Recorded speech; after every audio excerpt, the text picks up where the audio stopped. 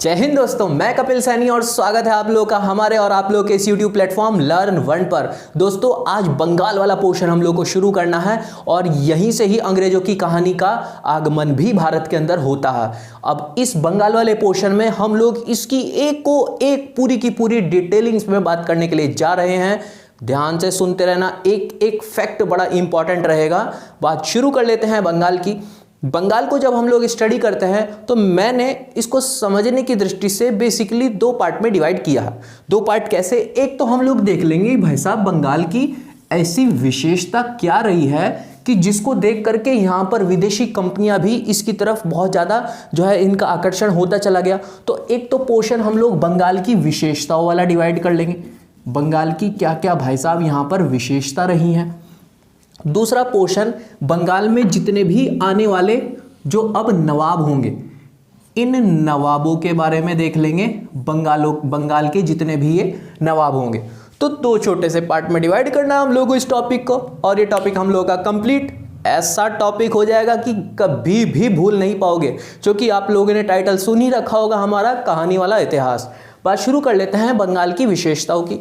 बंगाल के बारे में अगर थोड़ी सी विशेषता देखी जाए तो देखो, आज अगर हम लोग सुनते हैं कि भाई बंगाल, तो बंगाल का मतलब वो पश्चिम बंगाल जो आज के भारत के अंतर्गत हम लोग देखते हैं। लेकिन ये उस दौरान के बंगाल की बात चल रही है जो कि सिर्फ पश्चिम बंगाल नहीं था, उस बंगाल के साथ साथ पश्चिम बंगाल, आज का बंगाल, उस दौरान जो बंगाल हुआ करता था, उस दौरान जो आज का पश्चिम बंगाल है, ये पश्चिम बंगाल भी हुआ करता था। प्लस जो पूरा का पूरा ये बांग्लादेश है, बांग्लादेश, ये बांग्लादेश भी उस दौरान इसी बंगाल का हिस्सा हुआ करता था। इसमें उड़ीसा वाला जो हिस्सा है, उड़ीसा वाला जो हिस्सा है, ये उड़ीसा वाला हिस्सा भी हुआ करता था।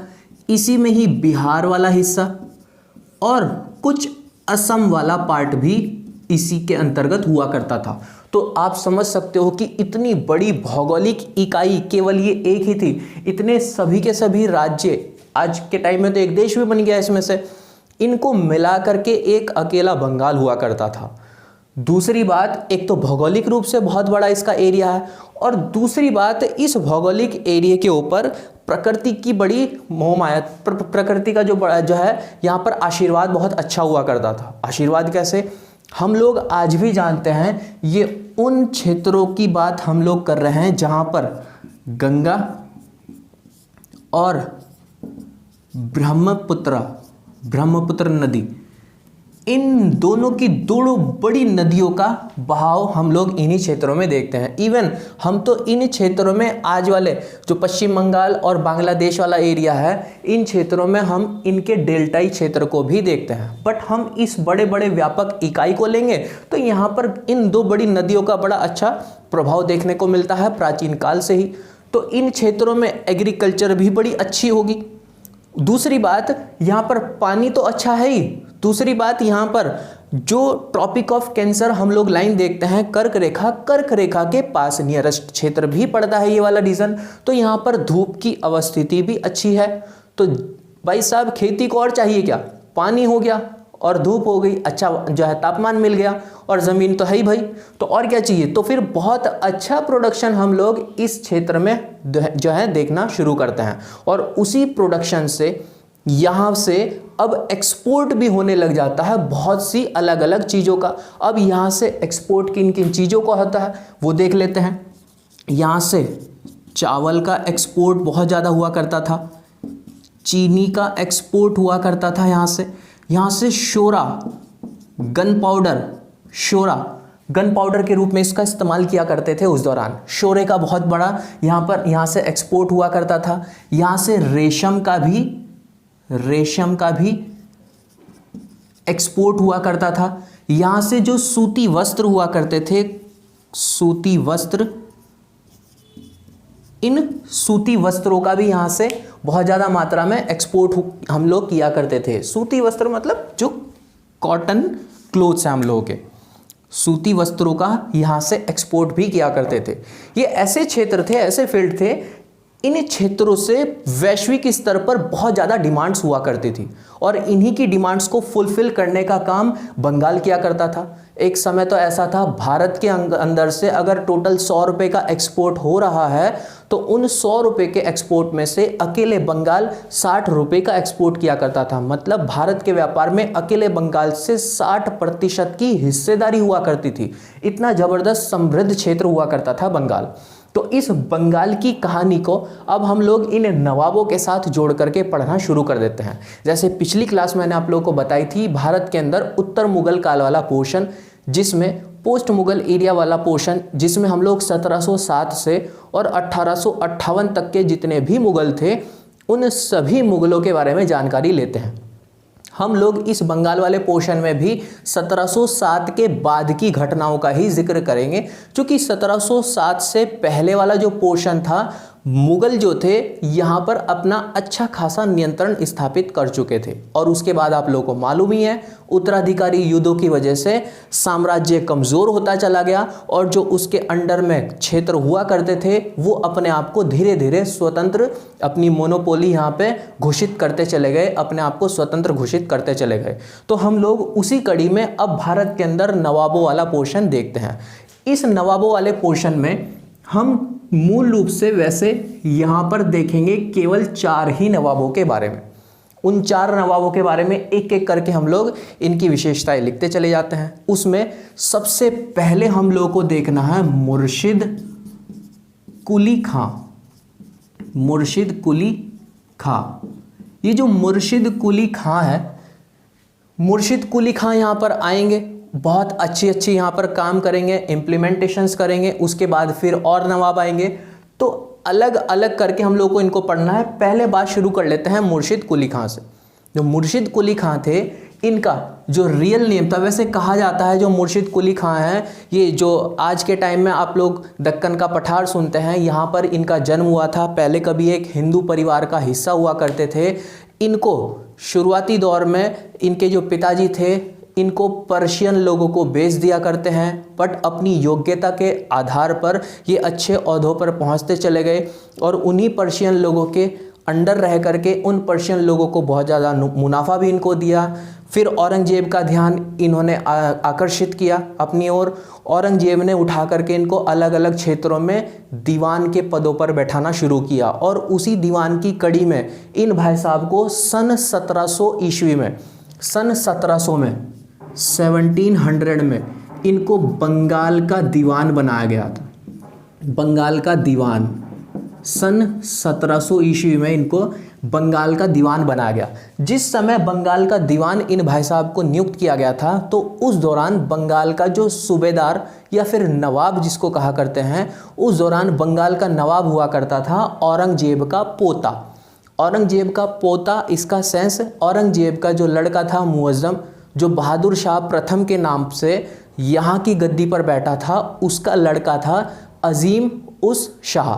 ठीक है, तो जब यहाँ पर बंगाल का नवाब इनको घोषित किया गया सन 1700 में, तो सन 1700 में ही बंगाल का, इसकी कहानी एक दूसरे के साथ कोरिलेट होगी, इस वजह से मैं आप लोगों को बता रहा हूँ। बंगाल का सूबेदार, बंगाल का सूबेदार हुआ करता था एक व्यक्ति, नाम था उसका अजीम, अजीम उस शाह। इसको आप अलग अलग बुकों में अलग अलग नाम से, कभी पर आप लोग अजीम उन शान भी लिखा हुआ मिलता है, कहीं पर अजीम उस शाह भी लिखा हुआ मिलता है, तो आप कंफ्यूज मत होना। ठीक है, अजीम नाम का एक ही व्यक्ति था। ठीक है, ये उस दौरान बंगाल का सूबेदार हुआ करता था। देखो, जब इसको बंगाल का दीवान नियुक्त किया गया, तो बंगाल का दीवान तो जाहिर सी बात है, तो जो बंगाल का दीवान होगा वो यहाँ से बंगाल से रेवेन्यू कलेक्ट करेगा और उठा करके औरंगजेब के दरबार में भेज देगा। ठीक है, क्योंकि दीवान इसको बना है। यहाँ से जब बंगाल का सूबेदार था, तो बंगाल का सूबेदार इस दीवान पद से नाखुश हुआ। नाखुश क्यों हुआ? क्योंकि जो बंगाल का सूबेदार था अजीम उन शाह, ये चाहता था अपने आप को औरंगजेब के स्थान पर बैठाना। मतलब ये मुगल सम्राट बनने की इच्छा रखना चाहता था, और उसकी इच्छा अगर रखनी है तो अपने आप को बहुत अच्छी तरीके से धन रूप से समृद्ध भी करना पड़ेगा। तो ये चाहता था कि इसी का ही कोई चाटुकार यहाँ बंगाल के दीवान पद पर बैठ जाए, लेकिन औरंगजेब ने बैठा करके भेज दिया मुर्शिद कुली खां को। तो इन दोनों के बीच में गद्दी पर बैठते ही जो है एक दूसरे के खिलाफ जो है दुश्मनी का माहौल देखने को मिलता है। जो मुर्शिद कुली खां को जब बंगाल का दीवान बनाया गया तो उस दौरान भारत के बंगाल के अंदर ढाका में ही, ढाका जिसको पहले जहांगीर नगर के नाम से जाना जाता था, उस ढाका में ही इस दीवान का नवाब हुआ, इस दीवान का मुख्यालय हुआ करता था। तो इसने इस मुख्य क्षेत्र को देख करके, इसकी सिक्योरिटी को देख करके इसने इस क्षेत्र को ढाका से एक दूसरी जगह स्थानांतरित करने की बात बोली।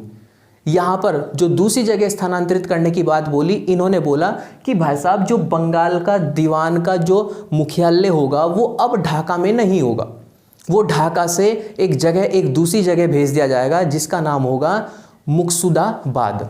ठीक है, तो इन भाई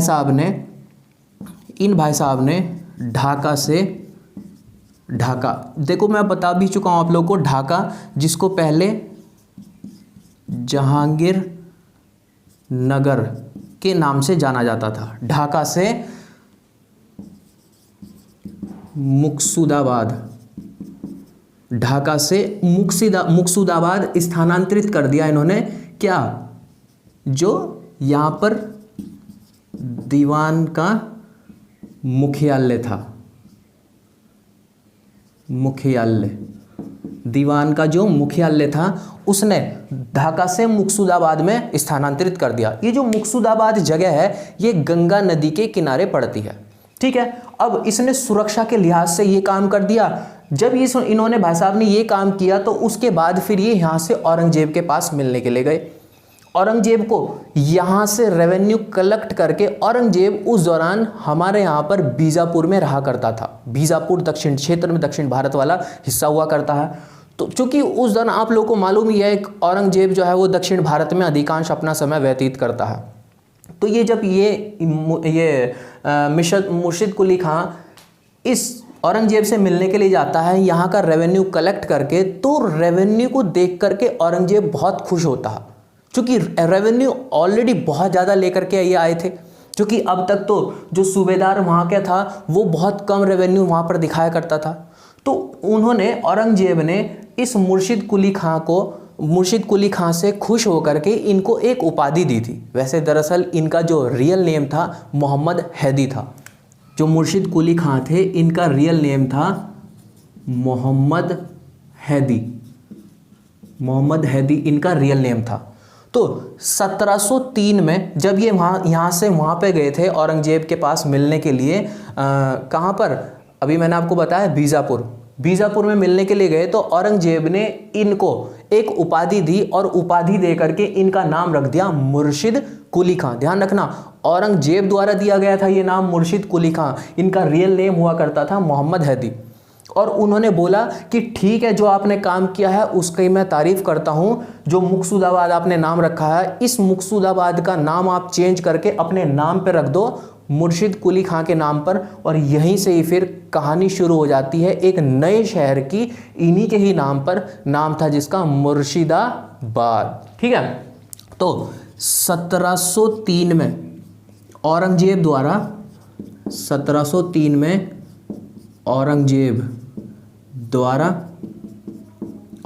द्वारा मुर्शिद कुली खां को एक उपाधि दी गई थी। औरंगजेब द्वारा एक उपाधि दी गई और इस उपाधि के तहत इनको मुर्शिद कुली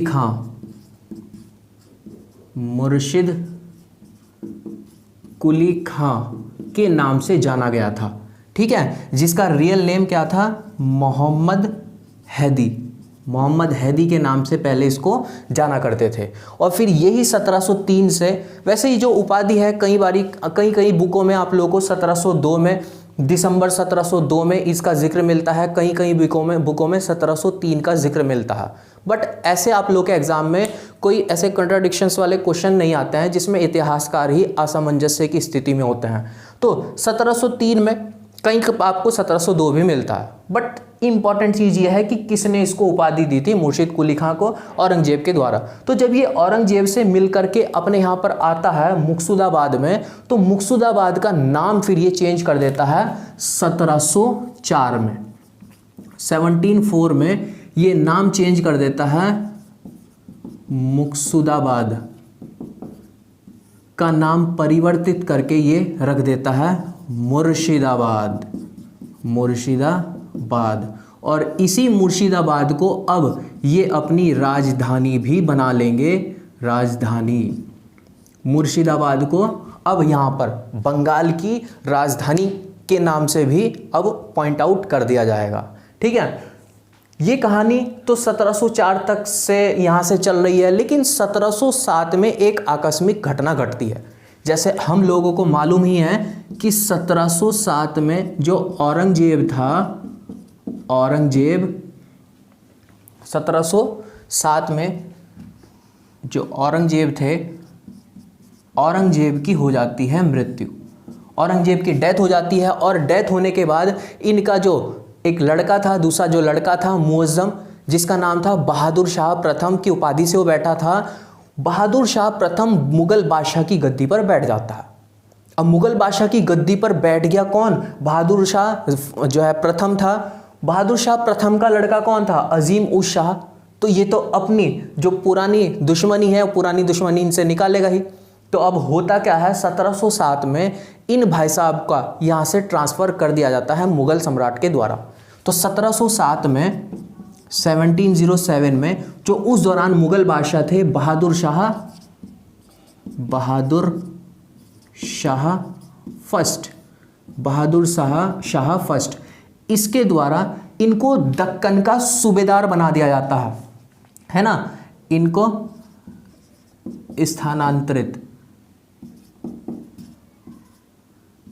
स्थानांतरित कर दिया जाता है और दक्कन का सूबेदार इसको बना दिया जाता है।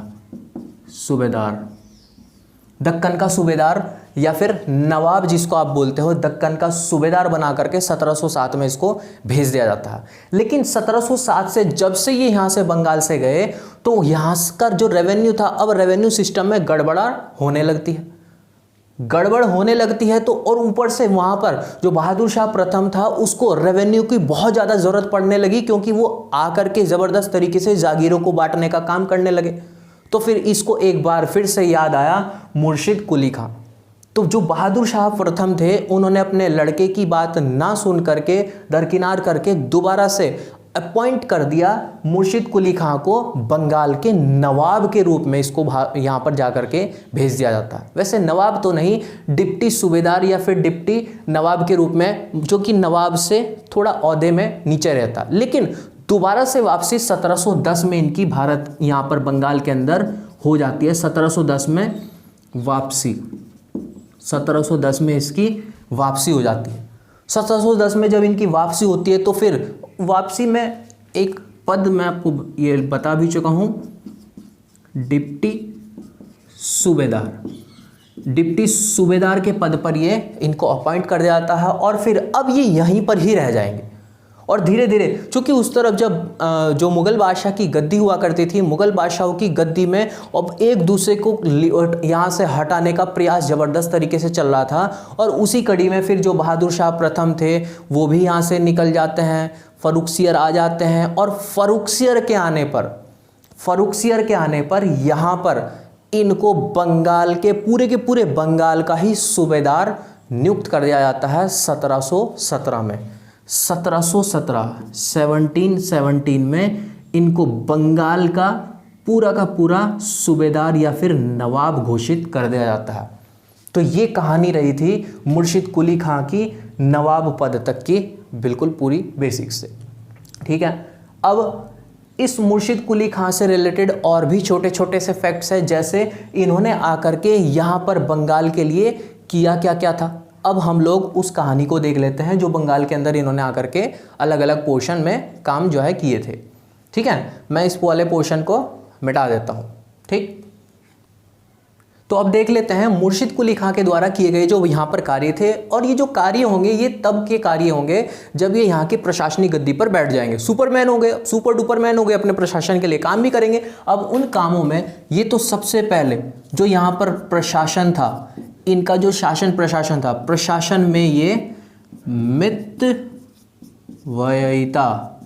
मितव्ययिता के ऊपर काम करते हैं। मतलब मितव्ययिता मतलब कि भाई साहब अगर हमारा खर्च 5 रुपये में हो, जो है 5 रुपये से हम लोग उसी प्रकार से काम कर पा रहे हैं, तो भाई साहब हम 10 क्यों खर्च करें, हम तो 5 रुपये ही खर्च करेंगे, है ना। मतलब ये मितव्ययिता के सिद्धांत पर यहाँ पर पैसे में कमी ला करके अपने प्रशासन को और ज़्यादा उच्च गुणवत्ता के स्तर पर लेकर के जाने का काम करेंगे। पैसे में कमी होगी तो अपने इस राजस्व को और ज़्यादा बढ़ाने का जो है प्रयास भी करेंगे। प्रशासन में मितव्ययिता का काम किया इन भाई साहब ने। दूसरा, यहाँ पर जो राजस्व था, राजस्व के लिए इन्होंने यहाँ पर बहुत ज़बरदस्त तरीके से बंदोबस्त व्यवस्था शुरू की। राजस्व की बंदोबस्त व्यवस्था का सेंस यहाँ पर, इनका सेंस यहाँ पर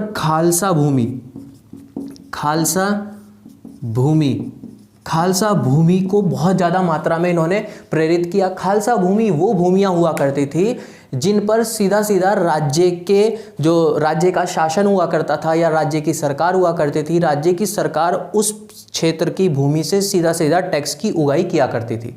मुगलों के अंतर्गत ऐसी 2 प्रकार की ज़मीनें, मूल रूप से 2 प्रकार की ज़मीनें हुआ करती थी, जिसपे केंद्रीकृत जो शासक हुआ करते थे, वहाँ से जो केंद्रीकृत शासक हुआ करते थे उनका जितना भी जो है भरण पोषण का काम हुआ करता था, वो जिस ज़मीन से टैक्स की उगाही करते थे वो पैसा डायरेक्ट उनके खजाने में जाया करता था। तो वो भूमि तो खालसा भूमि के रूप में हुई। दूसरे प्रकार की भूमि हुआ करती थी जिसको वो बटाईदार को दे दिया करते थे, नवाबों के अंतर्गत रख दिया कर देते थे। तो नवाब क्या काम करते थे, अपने उस क्षेत्र से जितने भी टैक्स की उगाही होगी उस टैक्स की उगाही में से कुछ प्रतिशत क्षेत्र पैसा अपने पास रख लेंगे, वहाँ की सेना वगैरह का खर्च उठाने के लिए, अपनी पैसे वगैरह लेने के लिए, और बाकी बचा हुआ जो पैसा होगा वो पैसा भेज दिया करते थे नवाबों के पास। तो ऐसी जो यहाँ पर मुर्शिद कुली खां होंगे, नवाब होंगे, नवाब को भी ऐसे ही 2 प्रकार की भूमि वितरित कर दी जाएगी, खालसा भूमि और जो अन्य भूमि होगी। तो यहाँ पर इन्होंने अधिक से अधिक रेवेन्यू को लेने के लिए खालसा भूमि का जो है बहुत ज़्यादा जो है क्षेत्र बढ़ाना शुरू कर दिया। मतलब बटाईदार, ज़मींदार, उन सब लोगों से इन्होंने किनारा करना शुरू कर दिया और ख़ुद की खालसा भूमि को बढ़ाना शुरू कर दिया। इन्होंने यहाँ पर उपज को और ज़्यादा बढ़ाने के लिए जो यहाँ के गरीब किसान हुआ करते थे, गरीब किसान, इन गरीब किसानों के लिए यहाँ पर इन्होंने तकावी ऋण व्यवस्था भी शुरू की। ये तकावी ऋण व्यवस्था ऐसी व्यवस्था हुआ करती थी जिसमें जो यहाँ पे शासक हुआ करते थे वो शासक यहाँ के किसानों को पैसा दे दिया करते थे लोन के रूप में, और उसकी जो ब्याज दर हुआ करती थी बहुत ही निम्न कोटि की ब्याज दर हुआ करती थी। वो पैसा दे दिया, जाहिर सी बात है किसान अपनी फसल उग जाएंगे, उससे जो शासक होगा उसको रेवेन्यू भी मिलेगा और किसानों की इनकम भी बढ़ेगी। किसानों की इनकम बढ़ेगी तो वो उसके ऊपर पैसे दिए हुए के ऊपर कुछ पैसा ब्याज के रूप में लगा करके पैसा वापस भी करेंगे। इस प्रकार से भाई साहब यहाँ पर काम करेंगे। और ये बंगाल के नवाबों में पहला ऐसा नवाब होगा, पहला ऐसा शासक होगा जो कि सहिष्णुता की नीति के ऊपर काम करेगा, सहिष्णुता की नीति के ऊपर काम करता है, सहिष्णुता की नीति के ऊपर काम करेगा। सहिष्णुता की नीति मतलब अपने शासन, अपने प्रशासन के अंतर्गत ये ना तो देखेगा कि ये हिंदू है, ना देखेगा ये मुस्लिम है, ना ये सिख है, ये देखेगा इस व्यक्ति के अंदर योग्यता, काबिलियत है या नहीं। काबिलियत के आधार पर अपने प्रशासन के अंतर्गत ये लोगों को जगह देगा।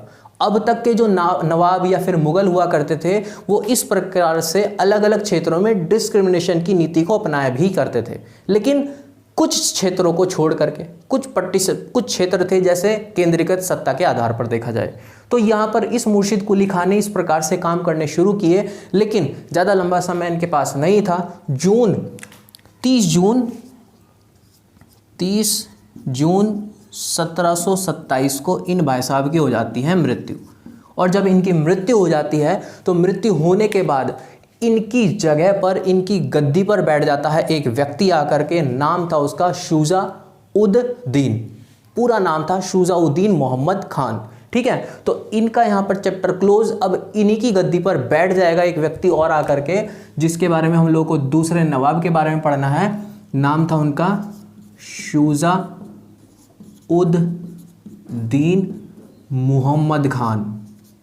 मोहम्मद खान पूरा नाम था इनका। ये जो शुजाउद्दीन मोहम्मद खान थे, शुजाउद्दीन मोहम्मद खान का और मुर्शिद कुली खां के साथ जो संबंध था, ये मुर्शिद कुली खां के दामाद थे। मुर्शिद कुली खां का दामाद, मुर्शिद कुली खां का दामाद था कौन? शुजाउद्दीन मोहम्मद खान। वैसे मुर्शिद कुली खां ने अपने पोते को यहाँ का वारिस घोषित किया था, लेकिन शुजाउद्दीन को ये चीज़ अच्छी नहीं लगी। शुजाउद्दीन के बारे में अगर कहा जाए तो शुजाउद्दीन उस दौरान कभी 1719 के आसपास ये यहाँ पर ओडिशा का सूबेदार बनाया गया था।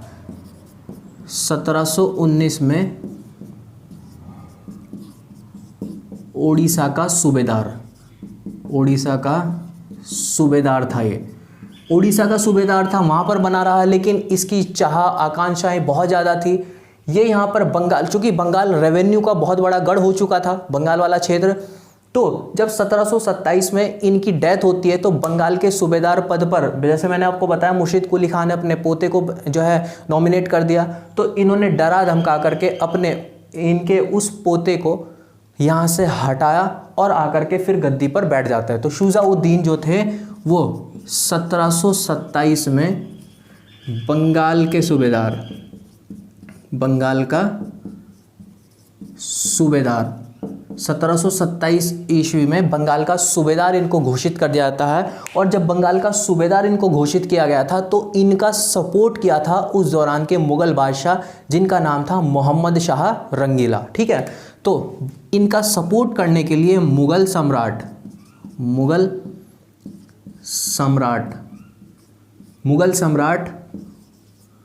मोहम्मद शाह रंगीला निकनेम था, हम लोग पहले चर्चा कर चुके हैं पोस्ट मुगल ईरा वाले पोर्शन में। मुगल सम्राट मोहम्मद शाह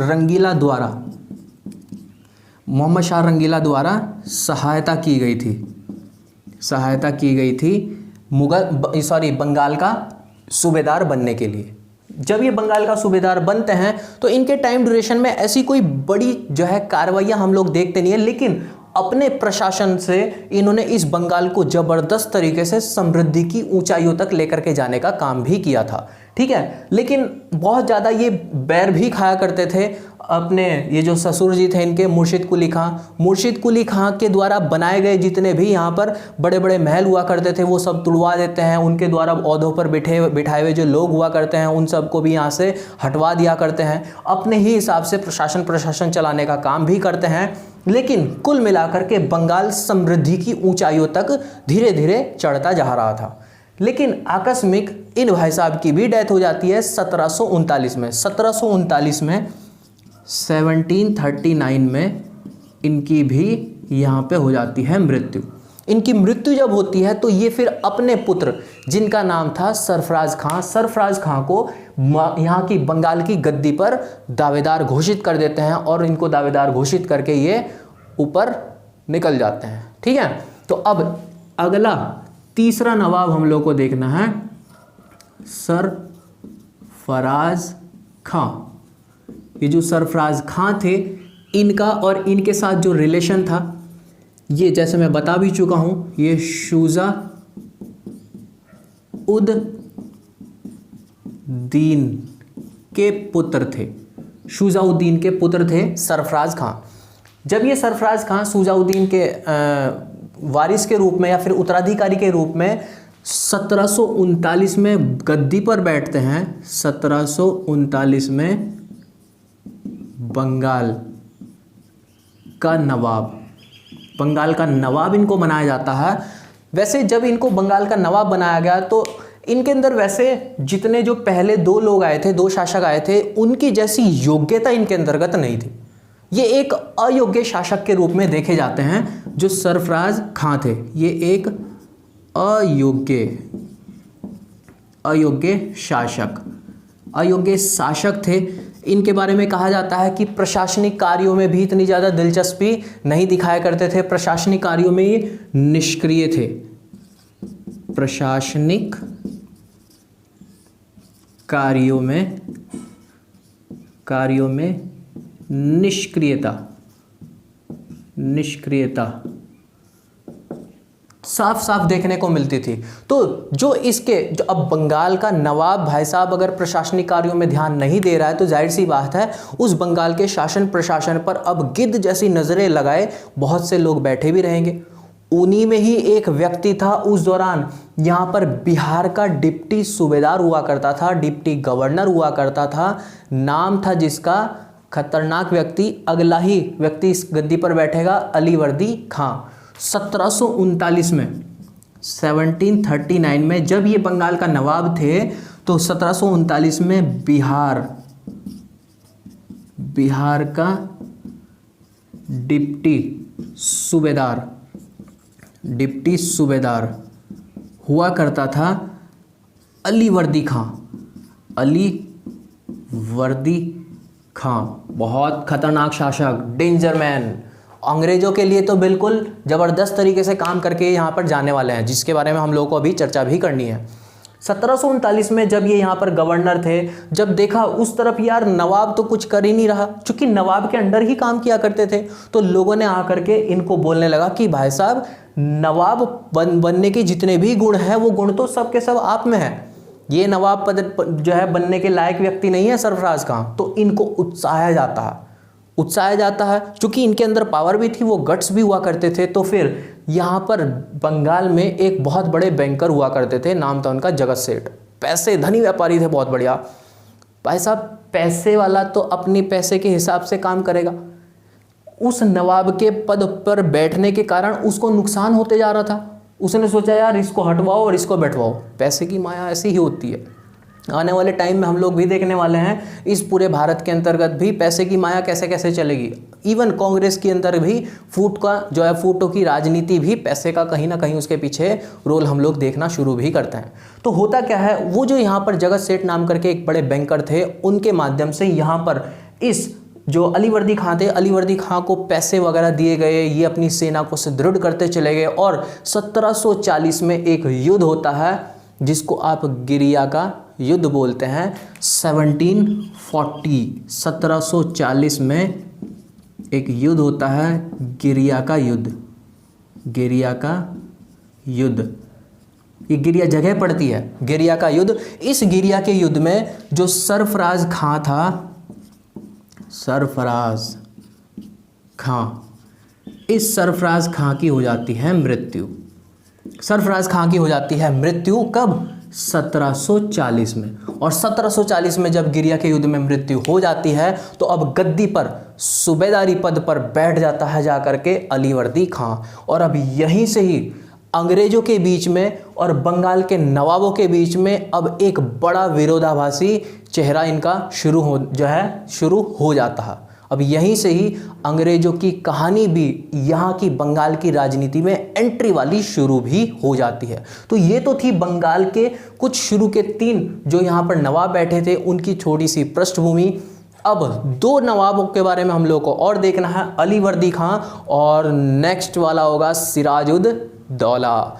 ये जो सिराजुद्दौला होगा यही मूल रूप से प्लासी की युद्ध की कहानी का एक मुख्य किरदार के रूप में निभाने वाला जा रहा है जो है नवाब। ठीक है, तो अब हम लोग अपने नेक्स्ट वाले फेज में इसके पार्ट 2 वाले पोर्शन में हम लोग बात करेंगे नेक्स्ट वाला पोर्शन जो कि प्लासी की युद्ध की कहानी पर जाकर के हम लोगों को रोकना है। ठीक है, उम्मीद कर रहा हूँ जो मैं आप लोगों को जानकारी दे रहा हूँ और आप लोगों के लाइक्स और आप लोगों के अच्छे कमेंट्स भी मुझको बहुत ज़्यादा प्रेरणा दे रहे हैं। इसी तरीके से आप लोग प्यार बनाए रखिएगा, हम लोग और अच्छी तरीके से काम करने का प्रयास भी करते रहेंगे। ठीक है, तो कल फिर मुलाकात करते हैं और अगर वीडियो अच्छी लगे तो प्लीज़ अपने तक सीमित ना रखें और लोगों का भी फ़ायदा हो, आप लोग इसको शेयर भी कर दिया करें और चैनल को सब्सक्राइब करना मत भूलना। ठीक है, तो कल फिर मुलाकात करते हैं आप लोगों से बंगाल के अगले नवाबों की कहानी के साथ। तब तक के लिए जय हिंद।